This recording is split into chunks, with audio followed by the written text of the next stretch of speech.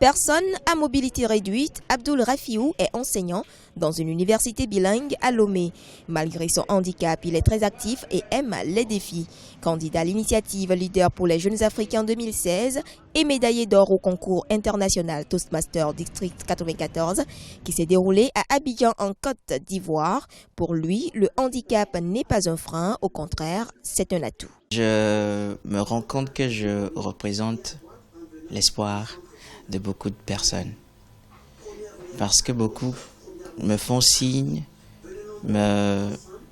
m'arrêtent un peu en circulation et me donnent des mots d'encouragement, genre tu es un modèle à suivre, tu es une icône, tu es beaucoup de choses qui franchement me touchent, quoi. Les personnes handicapées au Togo n'ont pas toutes les mêmes chances que Abdoul Rafiou. Une collecte de données menée dans les chefs-lieux du Togo a permis de recenser 690 personnes ayant leur diplôme académique et professionnel, mais sans emploi. Un résultat rendu public ce 8 juin 2016 et qui est loin de refléter la réalité.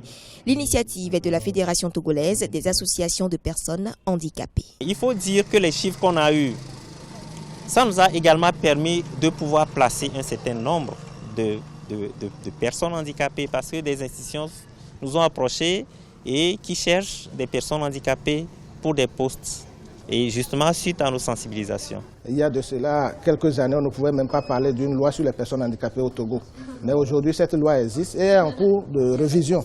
Et le Togo a pris des engagements au niveau international, ce qui nous rassure que la révision de cette loi, qui va prévoir des mesures incitatives pour les entreprises qui recrutent du personnel, va permettre à ce que la situation des personnes handicapées soit améliorée en termes d'accès à l'emploi, mais également à l'adaptation de leur poste de travail. Selon la Fédération togolaise des associations de personnes handicapées, la FETAF, les personnes handicapées sont plus nombreuses à s'intéresser aux initiatives privées. Seulement, ces derniers font l'objet de discrimination quand il s'agit de leur octroyer des prêts, notamment dans les institutions de microfinance.